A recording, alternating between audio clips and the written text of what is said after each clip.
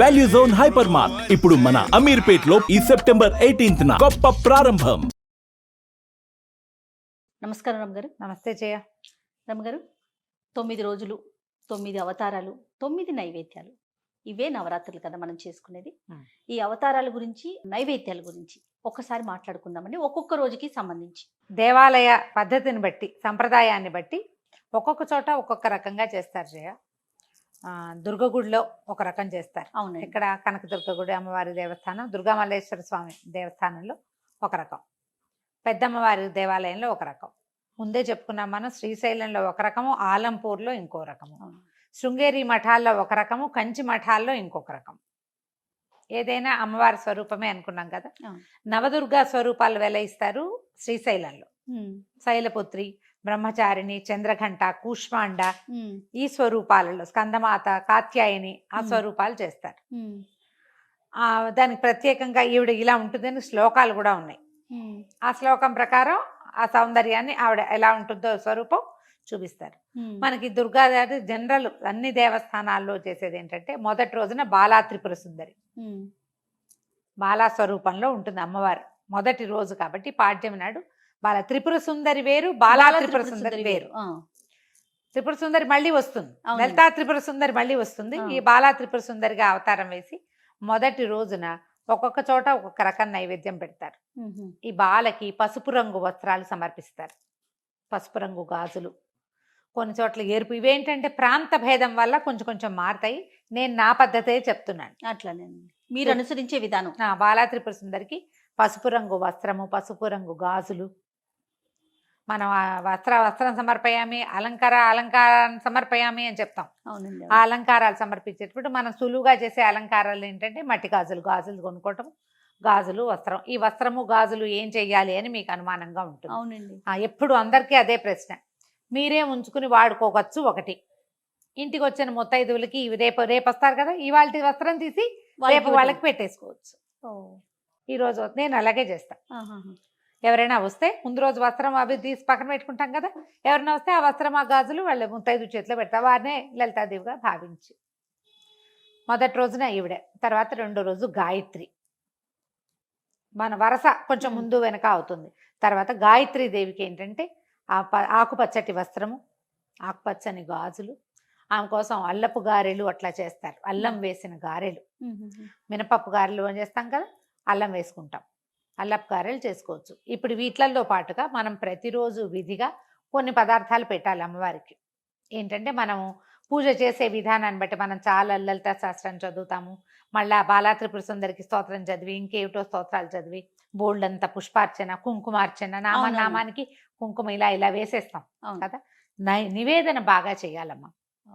ఈ నివేదనలో మనం ఏ పదార్థం చెప్పామో అది ఊరికి ఇంత చేసి పెట్టడం కాకుండా, మీరు విశేషంగా చేసేటప్పుడు ప్రతిరోజునా అంటే మీరు చేసేదాన్ని బట్టి చేసుకోండి. ఎక్కువ చేసేటట్టయితే మనం చాలాసేపు పూజ చేసుకుంటాం, బోళ్ళంతా పుష్పార్చన చేస్తాం, బోళ్ళని కుంకుమార్చన చాలా చేస్తామంటే ప్రతిరోజు నియమంగా అమ్మవారికి పెసరపప్పు, వడపప్పు, పానకము నివేదన పెట్టండి ఒకటి. తర్వాత కొబ్బరికాయ కొట్టడం, అరటిపళ్ళు లాంటివి ఫల నివేదన. వీటితో పాటుగా పులగం నియమంగా చేసుకోవాలి. బియ్యము, పెసరపప్పు, ఒక్క చిటికెడు పసుపు వేసి వండేయటం. అది మనం అన్నంలాగా తినేసేయచ్చు, ప్రసాదం లాగానే కాదు. అందులో మామూలు కూర పులుసు అని కలుపుకొని అన్నం భోజనం లాగా చేయొచ్చు. ఈ ఒట్టి అన్నం కాకుండా అందులో కొంచెం పెసరపప్పు, ఒక చిటికెడు పసుపు, ఒక చిటికెడు ఉప్పు వేస్తే అన్నం పూర్తి స్థాయి పులగం తయారైపోతుంది. పులగం అన్నం చేసే విధానం కూడా ఉంటుంది, అది కూడా చేయొచ్చు. మనం గాయత్రికి అల్లపు గారెలే కాకుండా మనం ఇది చేస్తాం కదా, మన ముద్గోదనం అంటారు, ఏమంటారు దాన్ని, పెసరపప్పు కట్టు పొంగలి కూడా చేసుకోవచ్చు. అన్నపూర్ణాదేవికి కొబ్బరి అన్నం నివేదన చేస్తారు మూడో రోజు. ఈ అన్నపూర్ణాదేవి రోజున అన్నపూర్ణాష్టకం చదువుకుంటాం. ఎంత బాగుంటుందో అన్నపూర్ణాష్టకం, మహా బాగుంటుంది. అమ్మవారికి అది చదువుకోవటం. కొంచెం లేత రంగు వస్త్ర సమర్పణ చేస్తాం. మరి తెల్లటి తెలుపు కాకుండా జాజిపూ రంగు, కొంచెం లేత పసుపు రంగులు అవి నివేదన చేయటం. కొబ్బరి అన్నము, పెరుగన్నం దద్దోజనం చేయొచ్చు కానీ పసుపుగా చేయకూడదు అంటారు. నేనైతే కొబ్బరి అన్నమే చేస్తున్నాను. తర్వాత ఏమో నాలుగో రోజుకి మహాలక్ష్మిని అవతారం చేసుకోవచ్చు. ఇది మహాలక్ష్మీదేవికి ఏంటంటే చక్కటిది పసుపు వస్త్రం, ఆవిడకి ఇష్టం. ఎందుకంటే విష్ణుమూర్తి ఆయన ఎక్కువగా పీతాంబరధారిగా కనిపిస్తాడు, పచ్చటి బట్ట కట్టుకున్నవాడిగా కనిపిస్తాడు. అందుకదా పసుపు వస్త్రం సమర్పించడం, పసుపు రంగు గాజులు సమర్పించడం, ఈవిడికి రవ్వ కేసరి ఒకటి పెడతారు ఒక నియమంగా. లేకపోతే శనగపప్పు లక్ష్మీదేవికి ప్రీతి అని చెప్తారు.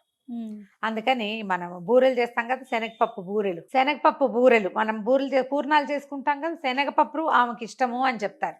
రవ్వ కేసరి కానీ శనగపప్పు బూరెలు కానీ చేసుకోవచ్చు. తర్వాత 5వ రోజున లలితాదేవి అని చెప్తారు. బాలా త్రిపుర సుందరి కాకుండా ఇప్పుడు లలితా త్రిపుర సుందరి అవతారం వేస్తారు ఈ రోజున. ఈ లలితా త్రిపుర సుందరికి ఏంటంటే ఈమెకి ఉపాంగ లలితావ్రతం అని చెప్తారు. లలితా పంచమి ఆ రోజున 5. ఈ పంచమి నాడు మనము ఒకవేళ ముందు రోజుల్లో మొదలు పెట్టలేదనుకో, అసలు ఇలా చెయ్యం మనం. పంచమి నాడు ఒక్కరోజు లలితా త్రిపుర సుందరి లలితా సహస్రనామం చదువుకోవచ్చు మనం.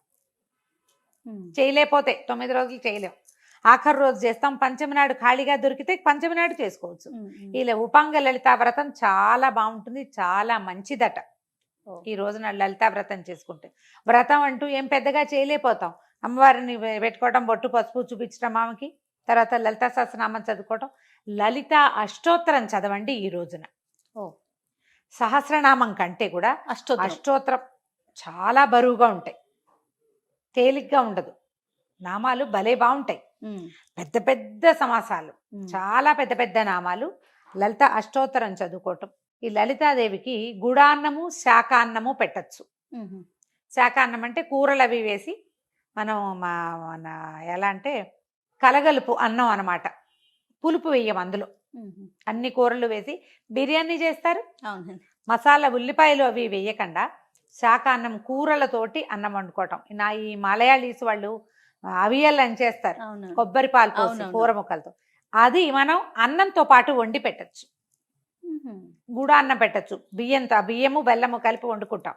పాయసం అయితే ఏం చేస్తాం మనము, పాలు పోస్తాం కదా పరమాన్నంలో, పాలు పోసుకుంటాం. ఇక్కడ పాలు పొయ్యకుండా బెల్లము అన్నం గుడాన్నం చేస్తాం. అది కూడా ఒక ప్రత్యేకమైన నివేదన, చక్కగా చేసుకోవచ్చు అది కూడా. తర్వాత ఏమైంది, మూలా నక్షత్రం వస్తుంది. మూలా నక్షత్రం నాడు సరస్వతి పూజ చేసుకుంటాం, కొంత విశేషంగా చేస్తాం కదా. విశేషంగా చేస్తాం. ఈ మూలా నక్షత్రపు ప్రత్యేకత ఏంటంటే అమ్మవారికి తెల్లని వస్త్రం, అంటే తెల్లటి ఎవరికి పెట్టం మనం. అందుకని తెలుపు మీద ఏదైనా డిజైన్ ఉన్నది పెట్టుకోండి. తెలుపు మీద ఏదైనా డిజైన్ ఉన్నది, ఎరుపు లేదా పసుపు రంగు గాజులు సమర్పించవచ్చు. అయితే ఈమెకి ఏం చెప్తారంటే పెరుగన్నము నివేదన, తర్వాత ఏమో కొబ్బరన్నము, తెల్లటి పదార్థాలు, పంచదారతో చేసిన పాయసము. మామూలుగా బెల్ల పాయసం చేసుకుంటాం కదా, ఈ రోజున మనం తెల్లని పంచదార పాయసం నివేదన చేయొచ్చు. సరస్వతి పూజ రోజున మనం పిల్లలతోటి ఏదైనా పుస్తకాలు అవి పెట్టి చక్కగా స్వస్తికో ఓంకారము వేసి అమ్మవారి దగ్గర పెట్టించి నమస్కారం చేయించండి. సరస్వతికి సంబంధించిన ఒక శ్లోకం చెప్పండి. మూలా నక్షత్రం రోజున మనం అక్షరాభ్యాసాలు చేయిస్తారు. కొత్త విద్య ఏదైనా మొదలు పెట్టదలుచుకున్న వాళ్ళు మొదలు పెట్టుకోవచ్చు, విశేషంగా చేసుకోవచ్చు. మూలా నక్షత్రం మిగిలిన విజయకపోయినా మూలా నక్షత్రం చేసుకుంటారు. అవును. ఇక్కడ నుంచి సప్తమి అష్టమి నవమి వస్తాయి కదా.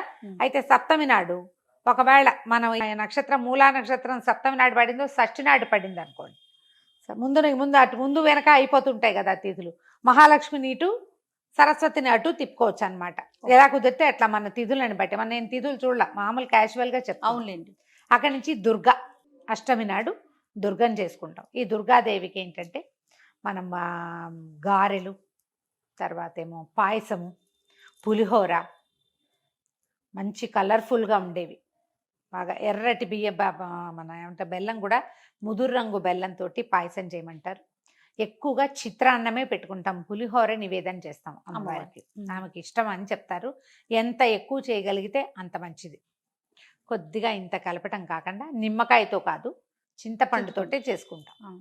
అక్కడి నుంచి ఈ అమ్మవారికి ఎరుపు వస్త్రం, ఎర్రని వస్త్రము, ఎర్రని గాజులు దుర్గకి సమర్పిస్తాం. అక్కడి తర్వాత రోజు మహర్నవమి. ఈ రోజున అమ్మవారు కాళరాత్రి స్వరూపంలో దర్శనమిస్తుంది. మహాకాళి స్వరూపాన్ని కూడా ఎరుపు వస్త్రాలు, ఎరుపు గాజులు. నలుపు అని చెప్తారు, అమ్మవారిని భీకర స్వరూపంలో వెలయిస్తారు. మనం ఆ రోజున మహాకాళి ఏం చదువుకుంటాం, మహిషాసుర మర్దిని స్తోత్రము అలాంటివి చదువుకోవచ్చు. ఆయుధ పూజలు చేస్తారు మహానవమి నాడు ఆయుధ పూజ చేసే అలవాటు ఉంటే విజయదశమి నాడు చేసుకోవచ్చు, మహానవమి నాడు చేసుకోవచ్చు. ఈ నవమి అమ్మవారి కాళరాత్రి స్వరూపంతో ఇది పూర్తయిపోతుంది. అమ్మవారికి మహానవమి నాడు గారెలు నివేదన చేస్తారు. మినుము మంచిది. మినుము ఏంటంటే ఐరన్, తర్వాత ఏమో మాంసంతో సమానమైన ఆహారంగా చెప్పబడుతుంది. ఎక్కువ బలం కలిగింది కాబట్టి. మినప వడలు కాకపోతే అలసంద వడలు కూడా చేసి పెట్టచ్చు. ఇప్పుడు ఈ రోజున అలసందలు ఉంటే అలసందల వడలు కూడా చేసి పెట్టచ్చు. కానీ మనం రోజు విధిగా చేసేటువంటి పానకము అవన్నీ ఉన్నాయిగా, అవన్నీ అప్లై చేసేయటమే అవన్నీ. ఇక చివరి రోజు ఈ 9 రోజులు ఇదైతే 10వ రోజున అపరాజిత పూజ చేసుకుంటాం. ఇది 10 లేదు ఈసారి, బహుశా 9, 10 కలిపే వచ్చేసి ఉంటాయి. చాలా దేవాలయాల్లో ఉదయకాలం మహిషాసురమర్దిని స్వరూపం కాళిక మహాకాళిక వేసి రాజరాజేశ్వరి స్వరూపాన్ని వేస్తారు. అపరాజిత అంటే రాజరాజేశ్వరి స్వరూపం, స్థిమితమైన స్వరూపంలో కూర్చుని ఉన్న అమ్మవారు. ఈ అపరాజిత పూజ చేసేటప్పుడు ఈ అమ్మవారికి చక్కెర పొంగలి, దధ్యోదనము, పాయసము, చిత్రాన్నము, పులిహోర, ఇలా అన్ని రకాల నివేదనలు. వీటితో పాటు మనము పులుసు అన్నం చేస్తాం, సాంబార్ అన్నము అలాంటిది, కదంబ సాదం అంటాం. కదంబము, చక్కెర పొంగలి మెయిన్ ఈ రోజున చేసుకుంటాం అన్ని రకాల కూరగాయలతోటి. ఈ మధ్యలో ఏం చేస్తారంటే ఒక్కొక్క రోజున మనకి తిథి అవి సరిగా కుదరకపోతే శాకంబరి అమ్మవారి స్వరూపాన్ని కూడా వేస్తారు. అవునవును, శాకంబరిని వేస్తారు. శాకంబరిని ఏది రోజైనా ఒకవేళ మనకి అవతారాల్లో ఒక రోజు చేయాలని అనిపిస్తే కనుక మనం సప్తమి నాడు శాకంబరిని చేసుకోవచ్చు. ఆ రోజున అమ్మవారికి కూరలతో చేసిన ఈ సాంబార్ అన్నాన్ని ఆ రోజున అన్ని రకాల కూరలు వేసి అమ్మవారి అలంకరణ కూడా అలాగే చేస్తారు కదా. అలాగే చేస్తారు, కూరగాయలన్నీ పెడతారు.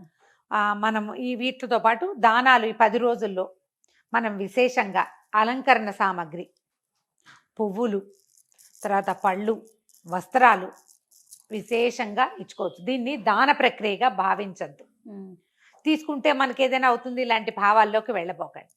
ఇది తాంబూలంగా వాయనంగానే వాళ్ళు ఇవ్వాలి, వీళ్ళు తీసుకోవాలి. ఒకే రకం చీరలైనా పర్వాలేదు, డజన్ల కొద్ది ఎర్ర చీరలు పెట్టే వాళ్ళు కూడా కనపడతారు. విశేషంగా ఎరుపు రంగు వస్త్రాల ప్రధానము ఈ కాలంలో చాలా మంచిది. ఎర్రటి గాజులు, ఎర్రటి వస్త్రాలు, ఈ తిలకాలు బొట్టు పెట్టుకునేవి, కాటుకు పెట్టుకునేవి, తర్వాత చేతులకు వేసుకునేవి, ఏవైనా అలంకరణ సామాగ్రి ఏవైనా సరే, ఏవైనా ఈ 10 రోజుల్లో మీరు ఒక ముత్తైదువు కానీ ఒక బాలికకు కానీ ఇస్తే సాక్షాత్తు అమ్మవారికి ఇచ్చినట్టే. ఓకే, ఇలా చేసుకోవచ్చు. వీటిలలో ఇప్పుడు నేను చెప్పిన ఈ పదార్థాలలో ఒక్కొక్క రోజు పాలపూరీలు చేస్తాం, శనగపిండితోటి బజ్జీలు లాంటివి చేయొచ్చు. ఒకటి తీపి చేసాం, ఇంకొకటి కారంగా చేయాలంటే అవి కూడా చేసుకోవచ్చు. తర్వాత ఏమో ఈ మన మహానవమి నాడు మినపసున్ని నివేదన చేసుకోవచ్చు అమ్మవారికి. లక్ష్మీదేవి అవతారం రోజున శనగపిండితోటి తీపి మన బూందీ లడ్డూలు చేసుకోవచ్చు. మీ శక్తి అనుసారం ఏదైనా చేసుకోవచ్చు. ఇవి నేను చేస్తున్నవి చెప్తున్నాను. ఇవి ఏంటంటే కొన్ని ఒక్కోసారి అటు ఇటుగా అవుతూ ఉంటాయి. అవునవును, దేవాలయాల్లో కూడా ఒక్కొక్కసారి ఒక్కో చోట ఒక్కో రకం కనపడుతుంది. మనం ఏదో ఒక విధానాన్ని ఒక అవలంబన పెట్టుకోవటం, దాని ప్రకారం వెళ్ళిపోవటం అంతే. నివేదన చేయటం ముఖ్యం. కామన్ నివేదన ప్రతిరోజు పెసరపప్పు, పానకము, పులగము తప్పనిసరి, పళ్ళు, కొబ్బరికాయలు ఇవి సామాన్యంగా చేసుకునేవి. వాటితో పాటు ఇవి ఇంకా అమెండ్మెంట్లు కావాలంటే మనం వంట చేసేసుకోవటం, అన్నం, కూర, పప్పు, పులుసు అన్ని పళ్ళెంలో చక్కగా అన్ని పదార్థాలు వేసి మహానివేదన కూడా చేసుకోవచ్చు. ఆ కంచంలో పప్పు, కూర, పులుసు, చారు, ఒక బిళ్ళ పెరుగు, నెయ్యేసి ఓ బెల్లం ముక్క పెట్టి అన్నంలో చక్కగా నెయ్యేసి అవి ఒక మంచినీళ్ళ గ్లాస్తో సహా తీసుకెళ్ళి అమ్మవారి ముందు పెట్టి, ఇదిగో ఇవాళ నివేదన ఇది, నేను ఇవి చేసుకున్నాను. మీరు ఇవేమి విశేషాలు చేయలేకపోతే అన్న నివేదన చేయండి. ఎంత అద్భుతమైన నివేదనో అది. అరటిపండు బొలిచి దాంతోపాటు పక్కన పెట్టడం, చూపించటం ఎంత బాగుందో చూడు, అద్భుతం కదండి. ఎలా కుదిరితే అట్లా చేసుకోండి అమ్మా.